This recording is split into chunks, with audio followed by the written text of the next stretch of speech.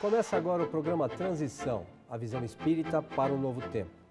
Hoje temos a alegria de receber mais uma vez Sueli Caldas Schubert. Bem-vinda, Sueli. Muito obrigada. Eu fico muito feliz de estar aqui novamente. Sueli, nós gostaríamos de abordar um tema hoje bastante solicitado pelos nossos amigos de casa, que é a perda de entes queridos. O Espiritismo tem uma contribuição bastante grande para esse tema, para as pessoas.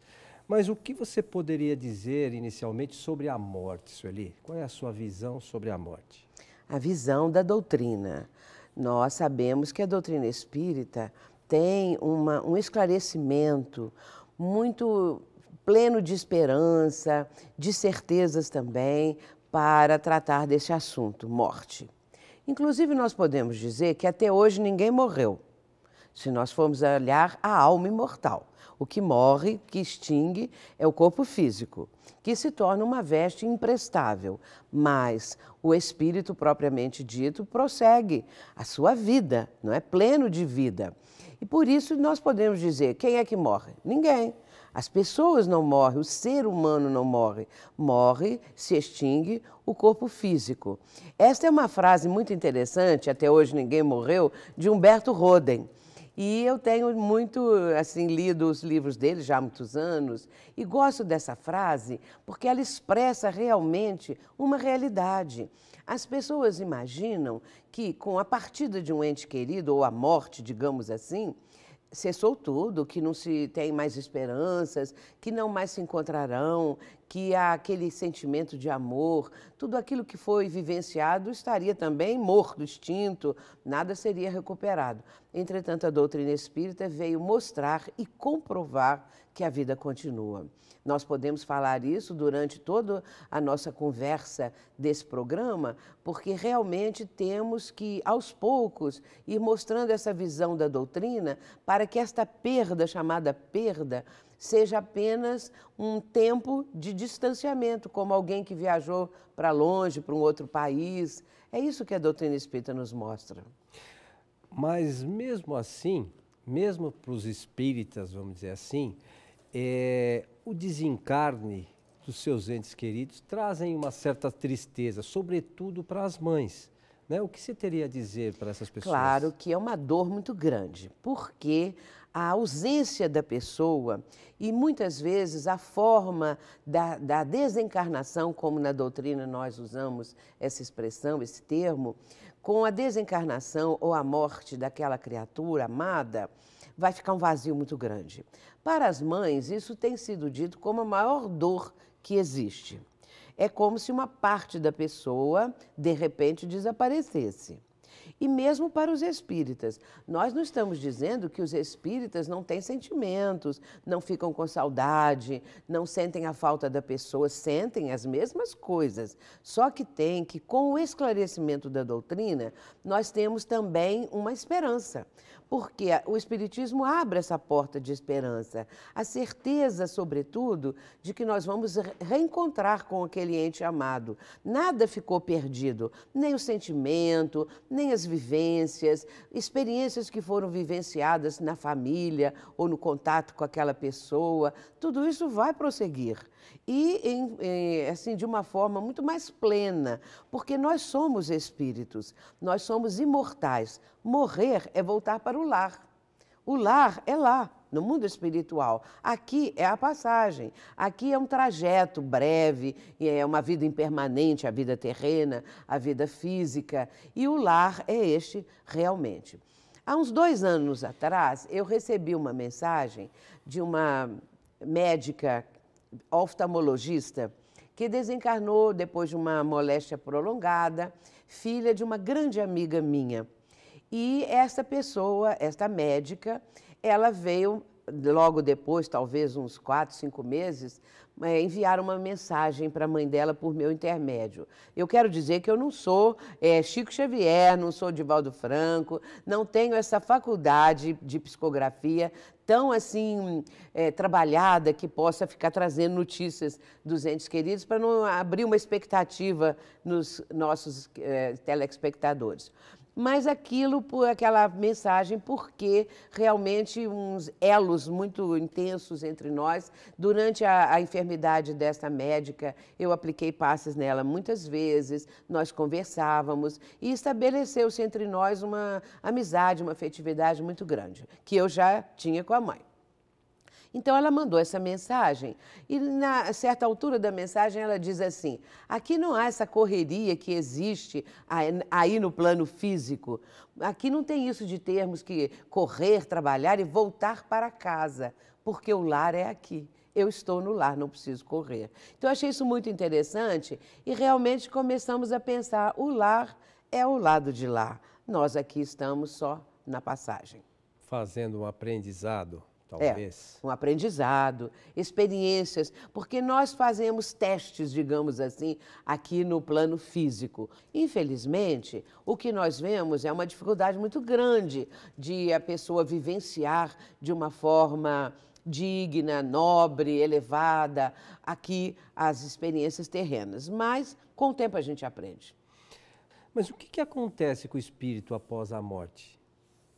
Bem, claro que... Vai depender da condição do espírito. Dependendo da condição do espírito, né? Dependendo da condição da criatura, do espírito, que vivenciou um tempo aqui na vida física, dependendo de como ele se portou, do que foi a sua conduta, que foi as suas experiências, como ele amealhou tudo isso de conhecimentos, de amadurecimento, dependendo. Se a pessoa realmente aproveitou bem, plantou coisas boas, vai colher bons frutos do outro lado. Mas se a pessoa deu assim prevalência só aos instintos, à vida do corpo físico, aos prazeres e aos vícios, ela vai ficar mais apegada ao corpo, porque isso para ela é prazeroso, isso para ela é a finalidade da vida, enquanto que a vida não é essa. Nós temos que aprender a transcender esses aspectos do plano terreno. E do lado de lá, é claro que a pessoa muito apegada, ela vai sentir falta dessas situações todas que estava vivendo. E fica com seu pensamento, porque o que faz com que a pessoa seja feliz do outro lado ou infeliz, ter uma boa condição ou uma condição mais difícil, é o processo mental. Se ela está muito presa mentalmente a tudo aquilo que ela vivia na vida terrena, é claro que vai sentir falta e querer isso. Mas se ela já está numa mudança, se ela já está aspirando coisas mais transcendentes, coisas mais espiritualizadas, é claro que a sua força mental, a sua energia mental já está num plano mais elevado, de mais compreensão. E aí sim, ela sente um bem-estar, ela se adapta ao mundo espiritual, ela compreende, porque quem está do lado de lá, quem foi para o lado de lá, também sente saudades dos entes queridos, das pessoas amadas. E vai, com a sua experiência, com uma vivência digna que teve na Terra, conseguir superar isso, administrar bem essa saudade, sabendo que é temporária. Quantos e quantos viajam para os extremos do mundo, do planeta, em regiões, às vezes, de difíceis comunicações, mas sabem que vão reencontrar? É a mesma coisa. E, Sueli, o que você teria a dizer para as mães que perdem seus filhos ainda muito novos, né? Crianças, às vezes de colo, esses desencarnes prematuros? O que você poderia dizer para essas mães? É claro que a dor é muito grande. Eu imagino que a dor da partida de um bebezinho e a partida de um filho adolescente ou adulto, esse tipo de dor deve ser a mesma. Da perda, vamos dizer assim, do vazio que vai acontecer pela falta daquela pessoa. No caso de uma criança, de um bebê, o que acontece? A fragilidade da criança faz com que aquele momento em que tudo era esperança, tudo era expectativa em torno da criança que chegou, que nasceu, que começa o seu processo de crescimento. Essa volta desse espírito para o plano espiritual e extinta a vida corporal de uma criança muito pequena, de tenra idade, não é? Isso deve ser também um baque muito grande, um choque muito grande.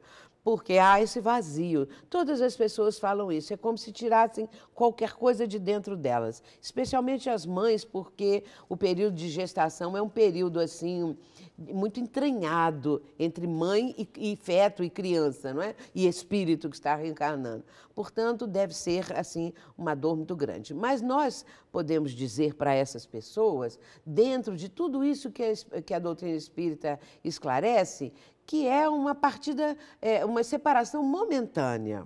E que talvez até esse espírito retorne. É comum que uma criança recém-nascida, que ou nasça já morta, ou daí a um tempo, poucas horas, alguns meses, a criança desencarna.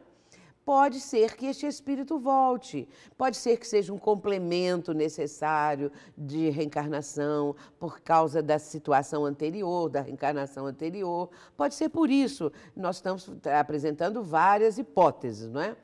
E a ideia que a doutrina transmite, essa certeza de que nada fica perdido, que aquela criança, antes de ser nossa, aquele espírito, é de Deus.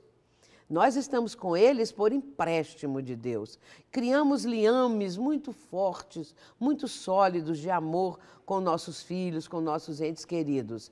Mas, acima de tudo, o projeto é o projeto divino. E essa compreensão facilita, dá uma certeza de que tudo continua, que nada está perdido, que aquele bebezinho, aquela criancinha, ela está amparada. A criança, o espírito da criança, é bom lembrarmos isso, não fica errante no mundo espiritual, não fica assim, como que espírito sem saber para onde vai. Pelo contrário, existem espíritos que são de alto nível espiritual, que são especializados nesse atendimento aos espíritos que desencarnam na forma infantil.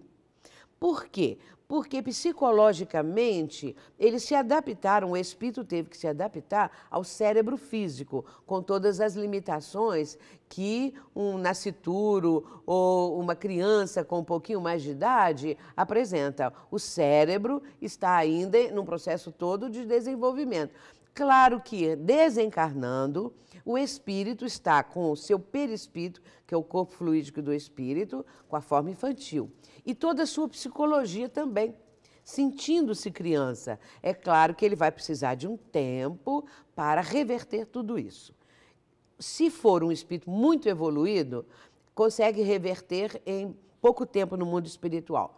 Mas como a maioria não é, existem locais apropriados no mundo espiritual aonde ficam os espíritos ainda com essa morfologia, com esse aspecto infantil, e ali eles vão, sob a proteção de espíritos bondosos, eles vão aos poucos chegando à fase adulta, porque esta é a fase que os espíritos apresentam no mundo espiritual, numa visão geral.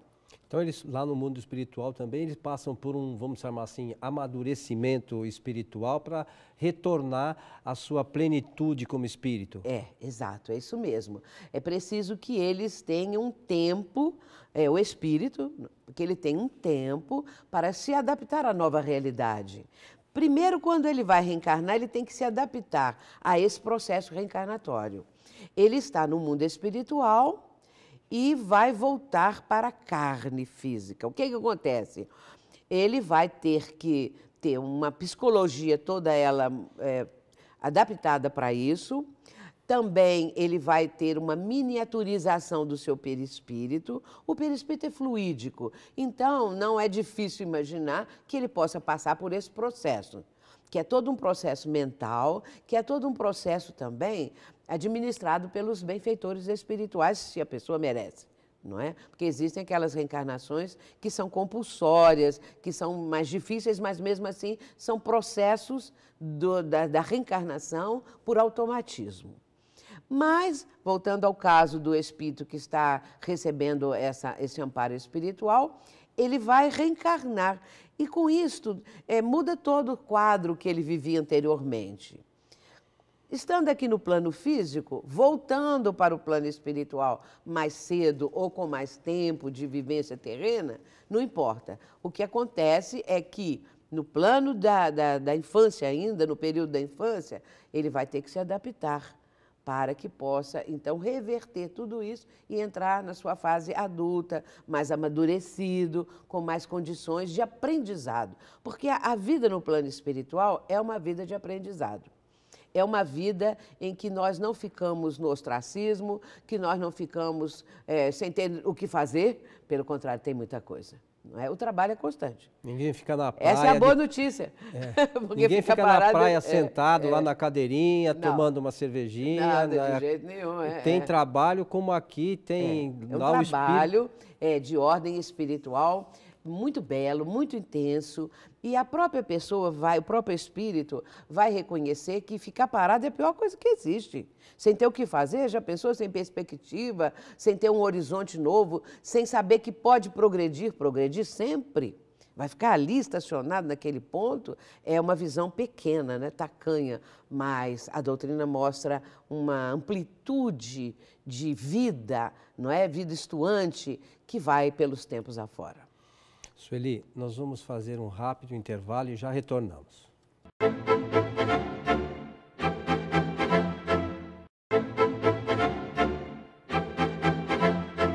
Estamos de volta com o programa Transição. Hoje conosco Sueli Caldas-Schubert, abordando o tema perda de entes queridos. Sueli, eu queria que você falasse um pouquinho sobre o CD que você e o nosso companheiro José Maria de Medeiros Souza fizeram justamente com esse tema que você... Sim, esse tema nós estamos abordando nesse CD exatamente para ajudar as pessoas, para esclarecer. Ele é muito didático, porque é de perguntas e respostas, não propriamente perguntas e respostas dos ouvintes.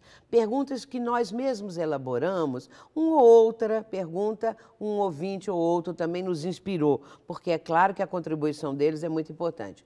Mas procuramos esgotar o máximo possível o assunto e também trazer, assim, uma mensagem consoladora. Por isso, nós temos também algumas mensagens de Emmanuel, que são abordadas nesse CD, de Joana de Ângeles, para que, assim, o ouvinte possa se sentir mais confortado. Bom para ouvir no carro, bom para ouvir em casa, não é? Então, nós fizemos esse CD, José Maria e eu. E onde os nossos amigos podem encontrar esse CD, Sueli? Olha, por hora, só com Zé Maria e comigo mesmo, porque nós ainda...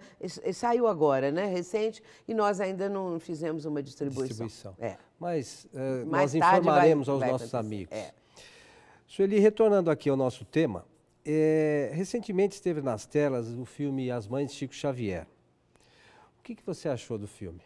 Olha, o filme As Mães de Chico Xavier é excelente.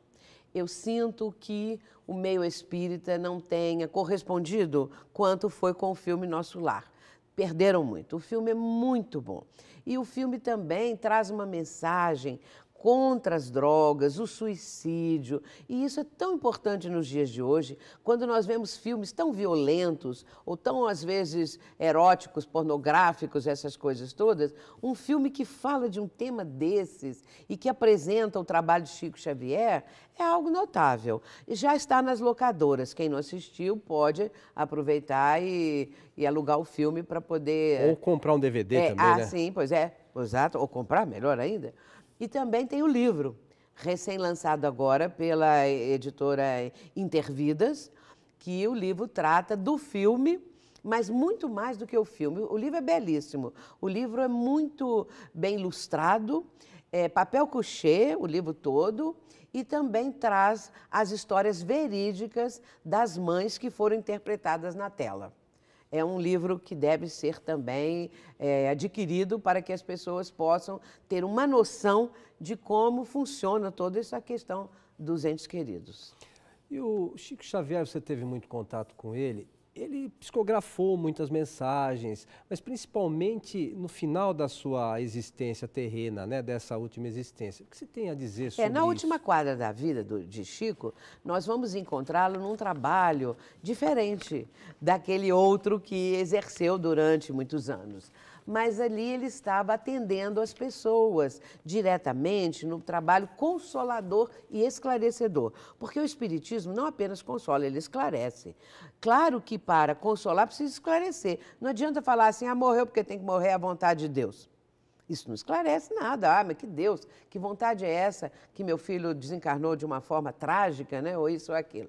Mas o Espiritismo, então, vai esclarecer o porquê. O importante é esse porquê. Por que acontece desse jeito? E as cartas do Chico, cartas consoladoras, esclarecedoras, os espíritos vinham e davam notícias de como estavam no plano terreno. Esse trabalho do Chico foi feito mais nessa última quadra, né, da vida terrena dele. E as mães eram em número incalculável, toda semana. Eu mesma assisti muitas vezes a presença daquelas senhoras, daquelas mães sofridas, e Chico lendo as cartas, depois já com a voz muito fraquinha, lendo a carta e as mães soluçando, identificando os filhos. Uma coisa muito, muito bonita e muito comovedora. E hoje, Sueli, a gente não vê tantos médiuns com essa aptidão, como você mesmo colocou, você recebeu uma mensagem de uma senhora que desencarnou para a mãe e tal. Por que hoje não tem tantos médiuns com essa mesma condição mediúnica, Sueli? Não é só hoje. Se você olhar a história da humanidade e a história da mediunidade propriamente, você vai verificar que os médiuns com essa especificidade mediúnica são raros, exatamente porque é uma especificidade mediúnica. Nem todos os médiuns têm uma condição de captar datas, nomes, endereços, porque isso é uma coisa específica do médium. E a mediunidade, de forma geral, os médiuns podem psicografar mensagens, orientações, mas captar esses aspectos que eu mencionei, esses são mais difíceis. E Chico tinha isso por excelência. Alguns médiuns possuem essa capacidade, essa especificidade mediúnica, mas a maioria não. E uma carta, por exemplo, de um ente querido que está no mundo espiritual para uma pessoa encarnada, sem essas datas, sem coisa alguma, a família só vai identificar se houver ali algum tipo de palavreado, de gíria, às vezes, de forma de se expressar, assim que eles vão identificar o ente querido. Algum detalhe específico, Detalhe específico de algum acontecimento, mas não propriamente com as datas, porque isso é mais difícil, embora exista. O que acho até interessante, porque aí mostra que nós precisamos observar bem quem são estes que estão trazendo essas comunicações, com essas datas, com isso tudo, porque, sendo uma especificidade, eles estão num trabalho que vai atender as pessoas sofridas, as pessoas que precisam de consolo e esclarecimento. E isso é bom, né? Porque tendo essa possibilidade, as pessoas ficam mais felizes, mais confortadas. Agora, dada essa dificuldade de se encontrar médiuns com essa capacidade, existe hoje alguma outra maneira que os entes queridos tenham um contato com os seus... as pessoas que ficaram aqui tenham contato com os seus entes queridos que retornaram para a espiritualidade? Sim. Tem outras possibilidades, porque se não existem médiuns assim, em grande quantidade para um trabalho desses, de cartas consoladoras, mas existe possibilidades de reencontros, de encontros e reencontros no mundo espiritual, quando a pessoa aqui no plano físico está adormecida, o seu espírito com o perispírito, que é o corpo fluídico do espírito. Aliás, deixa eu abrir um parênteses aqui. Quando uma pessoa diz assim, estou vendo o espírito da minha mãe, estou vendo o espírito do meu filho, essa pessoa está vendo o perispírito, porque o espírito, não tem, propriamente dito, é a inteligência. Então, é uma luz, é uma chama, ele não tem uma forma. A forma é essa do perispírito, que é um corpo, só que é um corpo fluídico. E, portanto, fechando o parêntese, A pessoa adormecida, ela vai se afastar um pouco do corpo físico, penetrando na dimensão espiritual e pode encontrar com o seu ente querido. E nesse caso, não quer dizer que ela vai morrer, que afastou do corpo, não. Porque existem os laços fluídicos que ligam o perispírito ao corpo físico.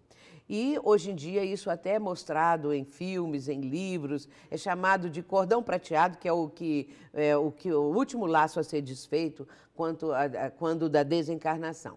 Portanto, a pessoa pode ter encontros no mundo espiritual, pode perceber a pessoa do seu ente querido dentro do seu lar ou na sua própria vida. Então, existem, assim, aspectos que vão atenuar a dor, né? Minimizar um pouco aquela falta e fazer com que haja uma suavidade maior na vida da criatura. Isso pode. Então quer dizer que aquelas pessoas, porque nós recebemos no programa muitos e-mails, muitas solicitações de psicografia, e as pessoas inclusive relatam que durante o sonho parece que estiveram com seus entes queridos e tal. Então eles tiveram realmente com os seus entes queridos, eles tiveram esse contato, Claro, e a mensagem que eles tenham recebido desses entes queridos é verdadeira. Claro, claro, porque é uma coisa assim tão forte e com tanto detalhe às vezes, e a pessoa percebe a presença daquele ente querido, e isso é um encontro, porque existem os sonhos, que são sonhos fisiológicos, decorrentes das coisas do dia a dia, e existem os sonhos espirituais, que são os encontros. Então, a gente poderia dizer que por essas informações, até pelos sonhos, nós podemos garantir para os nossos amigos de casa que a vida continua, a vida não acaba. É claro, é. Então, todas essas comunicações, essas cartas, são comprovações disso. Quer mais comprovação do que essas? E ainda as pessoas continuam negando, achando que às vezes a mãe, o pai, a família que recebeu aquela carta está envolvida numa espécie de hipnose, ou porque querem aceitar isto, ou porque estão sugestionados, mas não é não. Ali estão datas, ali estão acontecimentos, ali estão nomes, que às vezes ninguém nem conhecia, nem lembrava. É só um antepassado, um avô, um bisavô. Portanto, é uma confirmação de que a vida continua e de que o intercâmbio espiritual é possível. Sueli, para encerrar, nós estamos chegando ao final do nosso programa, então quer dizer que nós podemos afirmar que o Espiritismo é o consolador prometido por Jesus? Claro, podemos, podemos. Porque consola, realmente. Em vez daquela visão de que a vida acabou, de que não existe mais nada, nós passamos a ter uma visão da continuidade da vida, da sobrevivência, da imortalidade. É isso que o Espiritismo está comprovando para nós. A vida continua, nós somos imortais. E o que nós vamos fazer com a nossa imortalidade? O que nós vamos fazer do outro lado da vida? Então, a doutrina nos mostra toda essa condição do mundo espiritual e mostrando também que ali está a nossa pátria. Se nós somos espíritos, vivemos no mundo espiritual, não poderia ser no mundo terreno. Portanto, a doutrina espírita pode, nos trazendo essa consolação, ser dita mesmo como o consolador prometido por Jesus, que disse que ele nos faria lembrar tudo o que ele estava ensinando e muito mais, não é? O Espírito de verdade. Sueli, chegamos ao final, nossos agradecimentos a você. Nós esperamos poder contar com você em outras ocasiões, né? Com a certeza de que você traz sempre muitos esclarecimentos aos nossos amigos de casa. Eu agradeço também, desejando muita paz a todos. Obrigada. E a você que esteve conosco, o nosso abraço e esperamos você no próximo Transição. Até lá.